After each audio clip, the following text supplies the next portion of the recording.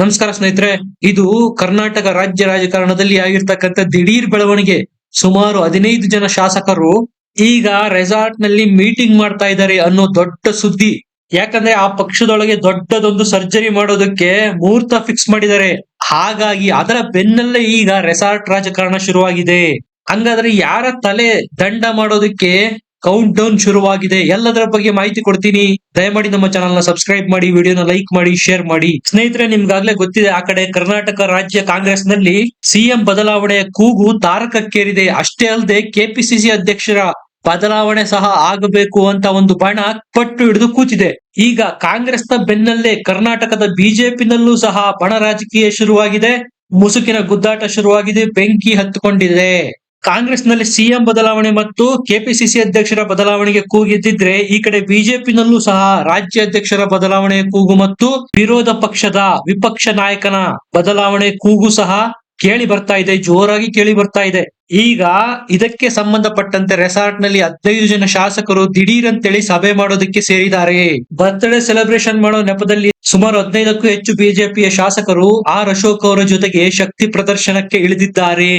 ಸ್ನೇಹಿತರೆ, ಆರ್ ಅಶೋಕ್ ಅವರಿಗೆ ಅವಕಾಶ ತಪ್ಪಿಸಲಾಗ್ತಾ ಇದೆ ಅನ್ನೋ ಮಾತುಗಳು ಕೇಳಿ ಬರ್ತಾ ಇದೆ. ಯಾಕಂದ್ರೆ ಸಿ.ಟಿ. ರವಿ ಅವರು ಈಗ ಪರಿಷತ್ ನಲ್ಲಿ ಹೋಗಿದ್ದಾರೆ. ವಿಧಾನ ಪರಿಷತ್ನ ವಿಪಕ್ಷದ ಸ್ಥಾನ ಖಾಲಿಯಾಗಿದೆ. ಆಲ್ಮೋಸ್ಟ್ ಅಲ್ಲಿ ಈಗ ಸಿ.ಟಿ. ರವಿ ಅವರನ್ನೇ ವಿಧಾನ ಪರಿಷತ್ತಿನ ವಿಪಕ್ಷ ಸ್ಥಾನಕ್ಕೆ ಕೂರಿಸಬೇಕು ಅನ್ನೋ ಮಾತುಗಳು ಕೇಳಿ ಬರ್ತಾ ಇದೆ. ಇದು ಈಗ ಯಡಿಯೂರಪ್ಪ ಅವರ ಬಣಕ್ಕೆ ಬೇಕಾಗಿಲ್ಲ. ಹಾಗಾಗಿ ಆರ್ ಅಶೋಕ್ ಅವರ ನೇತೃತ್ವದಲ್ಲಿ 15 ಜನ ಶಾಸಕರು ರೆಸಾರ್ಟ್ ನಲ್ಲಿ ತಂಗಿ ಮಾತುಕತೆ ನಡೆಸ್ತಾ ಇದ್ದಾರೆ. ಯಾಕಂದ್ರೆ ವಿಧಾನ ಪರಿಷತ್ತು ಮತ್ತು ವಿಧಾನಸಭೆ ಎರಡೂ ಮೇಲ್ಮನೆ ಮತ್ತು ಕೆಳಮನೆಗಳಲ್ಲಿ ಒಕ್ಕಲಿಗರಿಗೆ ನಾಯಕ ಪಟ್ಟ ಕಟ್ಟೋದು ಸಾಧ್ಯ ಇಲ್ಲದೆ ಇರೋ ಮಾತು ಅಂತ ಹೇಳಲಾಗ್ತಾ ಇದೆ. ಹಾಗಾಗಿ ಈಗ ವಿರೋಧ ಪಕ್ಷದ ವಿಪಕ್ಷ ನಾಯಕನಾಗಿರ್ತಕ್ಕಂಥ ಆರ್ ಅಶೋಕ್ ಅವರ ಸ್ಥಾನಕ್ಕೆ ಕುತ್ತು ಬಂದಿದೆ. ಇದನ್ನು ಗ್ರಹಿಸಿರ್ತಕ್ಕಂಥ ಯಡಿಯೂರಪ್ಪ ಅವರ ಬಣ BL ಸಂತೋಷ್ ಅವರಿಗೆ ಟಕ್ಕರ್ ಕೊಡೋದಕ್ಕೆ 15 ಜನ ಶಾಸಕರೊಂದಿಗೆ ಆರ್ ಅಶೋಕ್ ಅವರು ರೆಸಾರ್ಟ್ ನಲ್ಲಿ ಮೀಟಿಂಗ್ ಮಾಡ್ತಾ ಇದ್ದಾರೆ ಅಂತ ಹೇಳಲಾಗ್ತಾ ಇದೆ.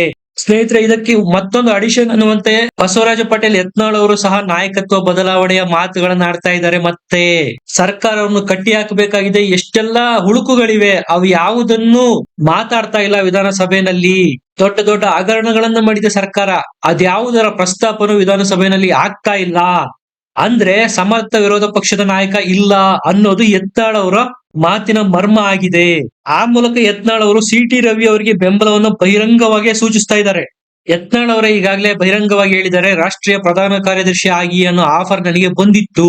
ನನಗೆ ಇಂಗ್ಲಿಷ್ ಬರೋದಿಲ್ಲ. ಇಂಗ್ಲಿಷ್ ಬರೋ ವಿಜಯೇಂದ್ರ ಅವರೇ ರಾಷ್ಟ್ರೀಯ ಪ್ರಧಾನ ಕಾರ್ಯದರ್ಶಿಯಾಗಿ ಪಕ್ಷ ಕಟ್ಟೋದಕ್ಕೆ ನ್ಯಾಷನಲ್ ಲೆವೆಲ್ಗೆ ಹೋಗ್ಲಿ, ನಾನು ಕರ್ನಾಟಕದಲ್ಲಿ ಪಕ್ಷ ಕಟ್ತೀನಿ ಅನ್ನುವ ಎದುರೇಟನ್ನು ಸಹ ಯತ್ನಾಳ್ ಅವರು ಕೊಟ್ಟಿದ್ರು.